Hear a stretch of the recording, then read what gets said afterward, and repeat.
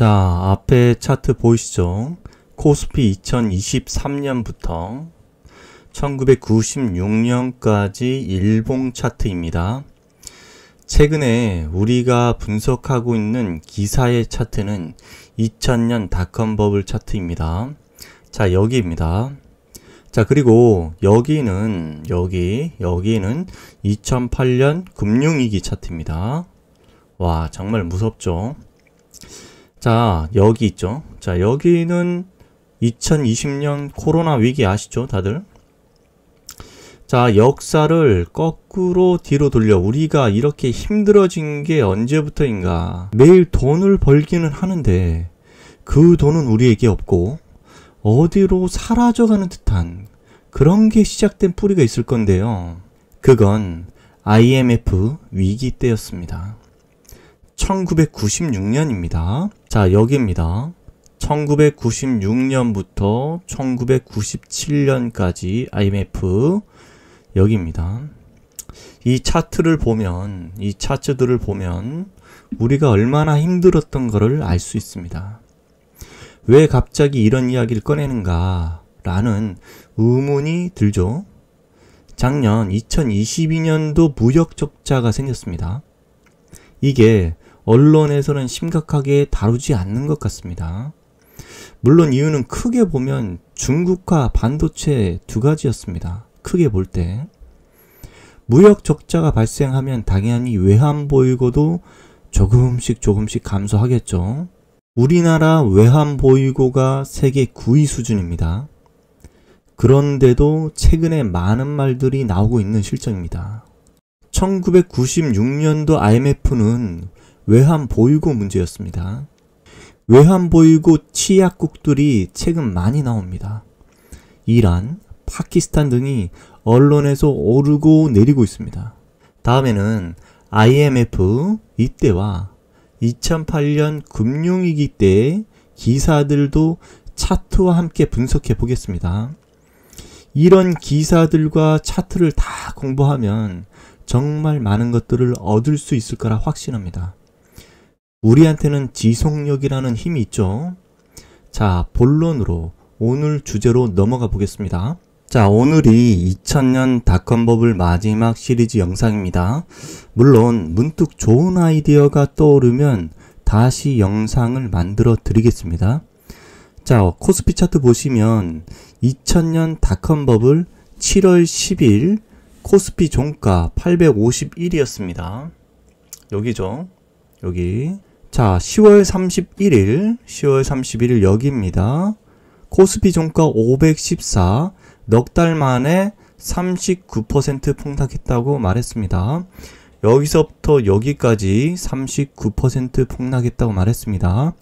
이 기간은 미국 기준금리 동결 구간 때였습니다. 우리나라가 미국보다 2달 먼저 폭락 시작했다고 이전 영상에서 말씀드렸습니다. 미국 기준금리 인하는 2001년 1월 3일부터 기준금리 인하를 시작했습니다. 자, 어디냐면요. 자, 여기입니다.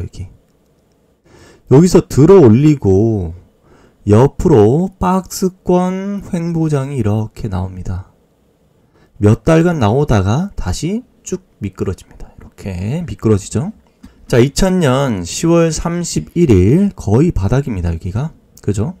자, 이때는 과연 어떤 기사들이 나왔는지 정말 궁금해집니다. 자, 가보시죠. 미국의 나스닥 차트입니다. 2000년 10월 31일 여기입니다. 여기 보이시죠? 지금 요 X 가리키는 마우스 포인트 보이시죠? 10월 31일이 여기입니다. 자, 여기에서 우리는 요걸 거의 바닥을 잡고 박스권으로 위아래 행보하면서 갔지만 미국 나스닥은 더 밑으로 빠지는 모습이 보입니다. 차트가 좀 틀리다는 겁니다. 미국 장하고 우리나라 장하고. 자, 오전 7시 51분 기사입니다. 10월 31일입니다. 2000년. 자, 불확실하면 안전운행 이렇게 나옵니다. 미 전문가 시각입니다. 자, 30일 다우존스와 나스닥은 정확히 지난주 월요일의 모습을 재현했다. 블루칩이 상승과 기술주의 상승세로 특정 지워진 구경제와 신경제 사이의 싸움이 그것이다. 투자자들은 기술주를 팔아 금융주와 경기주를 매수하는 양상을 뚜렷하게 보여줬다. 이를 두고 월스트리트는 불확실성이 지배하는 시장일수록 투자자들은 리스크가 적은 종목으로 모여든다는 진리를 다시 한번 확인한 하루라는 평가를 내리고 있다. 기술주가 아직도 과대평가되어 있다는 의견도 이렇게 나오고 있습니다. 그 또 밑에 보면 또 기술주 말고 뭐 가치주도 괜찮다 그런 의견도 이제 상반된 의견 서로가 왔다 갔다 그런 상대적인 의견들이 서로 겹치는 그런 지금 의견들이 나오고 있는 상태입니다. 자, 재밌는 기사 하나가 나왔는데요. 자, 거래소 미 대선 주가와 금리 전망은 이렇게 나왔습니다. 자, 2000년 10월 31일 오전 7시 55분 기사인데요. 자, 미국 대통령 선거가 있었습니다. 이제 언제냐면요. 자, 미국 대통령 선거, 2000년 미국 대통령 선거 2000년 11월 7일에 실시됐다. 이렇게 나왔고요. 이날 부시 대통령이 당선이 됐습니다. 예, 뭐 득표수는 엘고어가 조금 많았는데 그 득표수보다는 이 선거인단에서 부시 대통령이 이겨서 부시 대통령이 당선이 됐습니다. 근데 부시 대통령이 공화당입니다. 공화당. 민주당에서 공화당으로 이제 넘어간 거죠. 이렇게. 자, 보시면 이거 보시면서 기사 읽어보시면 좀 더 이해가 갈 건데요.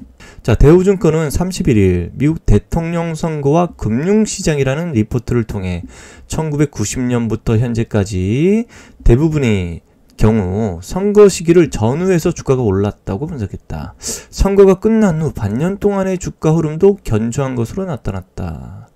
끝나도 괜찮다. 그런 이제 주가 흐름이 나타났다는 거네요. 자, 요거 보시면 특히 올해의 경우 민주당 정권 하에서 치러진 선거 시 주식시장은 정권이 지속될 경우 주가가 지속적인 상승세를 탔으나 공화당으로 넘어간 경우 상승세가 둔화된 것으로 나타냈다. 자, 10월 31일 날 분석한 건데요. 공화당으로 이제 정권이 넘어갔죠. 지금 아까 보면, 예, 근데 이제 넘어간 경우에 상승세가 둔화됐다. 이렇게 미리 예측한 겁니다. 예, 이따 차트 제가 보여드릴게요. 어떻게 됐는지. 자, 결론적으로, 다른 거 다 무시하고 옛날 뭐 결과만 보고, 자, 민주당 집권 시 주식 시장의 상승, 근데 금리는 상승한다. 근데 반대로 공화당이 당선된 경우 주식시장이 상승 둔화, 장기금리 상승 이렇게 예상된다. 이렇게 분석했습니다. 한번 나스닥 차트 좀 봐볼까요? 자, 미국 나스닥 차트입니다. 대선이 11월 8일 예, 이 날짜 같은데요. 쭉 떨어졌죠. 밀렸습니다. 종가 마이너스 5.39%까지 밀렸고요. 이날 누가 당선됐냐면 미국 대통령이 공화당이 당선됐습니다. 부시 대통령 당선됐는데요. 뭐 득표수보다는 그 선거인단에서 밀려가지고 부시 대통령이 당선됐습니다. 저 기사가 신빙성이 있네요. 그 후로 쭉 빠집니다. 예, 상당히 빠집니다. 재밌습니다. 자, 오전 8시 42분 기사입니다. 뉴욕 종목입니다. 미국. 반도체 상승했고요. 네트워킹 급락 이렇게 나옵니다. 자, 네트워킹주 매도 주문 속에서 알루미늄과 제지 등이 경기주들이 오름세를 나타냈다. 이렇게 나왔고요. 기술주의 전반적인 하락세 속에서 반도체주와 하드웨어주는 강한 상승세를 보였다. 자, 보시면 반도체 업종 필라델피아 반도체 지수 플러스 2.54 이렇게 됐고, 하드웨어 업종 하드웨어 지수 마이너스 1.90 이렇게 됐고, 인터넷 마이너스 5.70 이렇게 나옵니다. 네트워킹도 마이너스 4.32 이렇게 아멕스 네트워킹 지수 이렇게 나옵니다. 그리고 증권은 이제 플러스가 나옵니다. 플러스 3.13. 자, 은행도 플러스 4.73 이렇게 나왔고, 생명공학은 마이너스 1.91 나왔고, 제약도 플러스 0.30 이렇게 미국장은 이렇게 이제 마무리가 됐던 것 같습니다. 이날. 자, 거래소 개장됐습니다. 우리나라 현대건설 충격 일부 만회. 자, 시간은 오전 9시 31분입니다. 자, 현대건설이 1차 부도를 냈다는 소식이 유입되며 종합지수가 낙폭을 확대하는 모습이다. 개장 초 반등을 보였던 삼성전자도 이내 약세로 돌아선 가운데 SK텔레콤, 한국통신공사, 한국전력 등 대형주가 동반 약세라고 나옵니다. 선물 약세에 따른 프로그램 매도 물량 성큼성큼 출해되고 있어 수급 주식화 이렇게 가세하는 모습이 나타나고 있고요. 좀 강세를 끈 거는 담배인삼공사, S-오일 요 구경제주들이 강세를 보이고 있습니다. 전날 강세를 보인 은행주도 이제 약세, 이 은행주는 약세로 돌아선 모습이다. 이렇게 나옵니다. 자, 재밌어집니다. 양상이. 오전 10시 36분이 넘어가니까 지수 상승 반전, 이렇게 삼성전자 강세 이렇게 나옵니다. 종합주가 지수가 시가총액 상위 종목의 반등으로 낙폭을 만회하고 반등에 성공하는 모습이다. 31일 주식시장에서 종합주가 지수는 오전 10시 30분 현재 전날보다 3.61포인트 오른 508.34를 기록 중이다. 삼성전자는 3% 4,000원 오르는 강세다. 와, 삼성전자 강세네요. 반도체주. 역시 전날 반도체 강했죠. 미국의 반도체 강했으니까. 자, 개인 투자자와 기타 법인이 각각 23억, 160억 원의 순매수를 기록, 강세를 견인하는 것으로 파악된다. 외국인 투자자는 관망세를 유지하고 있다. 이렇게 나옵니다. 와, 개인 투자자, 예, 사고 있네요. 자, 오전 10시 50분 기사입니다. 국민연금 돌아오는 것 같네요. 자, 국민연금 연내 4천에서 5천억 추가 투자 이렇게 나옵니다. 국민연금 기금은 지난 26일 3천억 원을 주식에 투자했으며 연말까지 4천에서 5천억을 투자할 예정이다. 또 우체국보험은 10월 중 2천억을 투자했고 연말까지 3천억 원을 투자할 계획이다. 이렇게 나옵니다. 정부는 2차 채권형 펀드 10조 추가 조성했고 보험회사 주식 투자 규제 완화 11월 중 완료할 예정이다. 이렇게 이미 발표된 증시 안정 대책을 차질 없이 시행하기로 했다. 이렇게 나옵니다. 예, 이렇게 증시 안정에 대해서 뭐 펀드를 뭐 구성하고 이렇게 하고 있는 거겠죠. 자, 오전 11시 48분 넘어가고 있습니다. 보죠. 자, 외인이 현물, 선물, 동반 매수 이렇게 나옵니다. 외인 아까 관망세였는데 들어오는 분위기죠. 자, 종합주가 지수가 저점에서 낙폭을 만회하고 보합권에서 움직이는 강함을 나타내고 있다. 장중 한때 3포인트 이상의 오름세를 보이기도 했다. 선물시장은 외국인이 대규모 매수를 바탕으로 강세를 유지하고 있다. 자, 현물 시장에도 외국인은 개장 초에 매도 위주의 관망에서 탈피했다. 28억 원을 순매수하며 매수 위주의 중립 포지션을 취하고 있다. 자, 외국인이 조금씩 움직이면서 들어오는 그런 느낌이 보입니다. 31일 날 오전 11시 48분 정도. 자, 오후 장 끝나기 전에 기사가 오후 3시 15분 기사입니다. 대형사 강세, 건설업종 주가 차별화. 건설업종도 주가가 차별화된다. 이런 거죠. 자, 현대건설, 동아건설의 위기로 건설업종 주가가 차별화됐다. 이렇게 나옵니다. 31일 주식시장 이전부터 동아건설 퇴출, 현대건설 1차 부도 이렇게 전해진다. 건설업계 전반이 타격을 받는 듯 했으나 시간이 지나면서 대형, 중소형사 간 주가가 차별화됐다.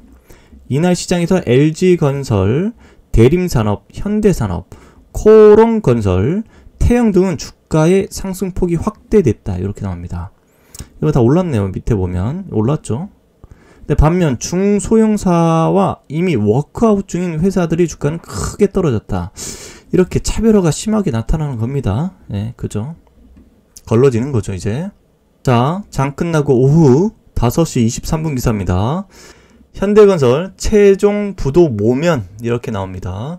장 끝나서 나오는 것 같은데요. 이거는 외환은행은 31일 현대건설이 지난 30일 부도 처리된 어음 224억 원과 오늘 교환에 돌아온 진성어음 19억 8천억 원 등 총 243억 8천억 원을 모두 결제했다 밝혔다. 또 이날 만기가 연장된 기업어음 300억 원에 대해서는 만기가 모두 연장되었다고 말했다.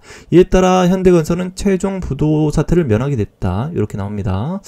현대건설 주가가 그럼 다음날 오르겠죠, 이런 거? 장 끝나고 나오네요.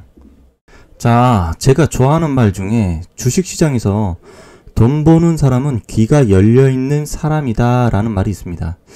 저도 항상 귀를 열고 전문가를 지속적으로 추적하고 있습니다. 여러분 아시죠? 그 길에 서로 도움이 될 수 있는 그런 자료를 만들어 보겠습니다. 좋아요, 구독, 알림 버튼 해주시면 더 집중력이 올라갑니다. 감사합니다.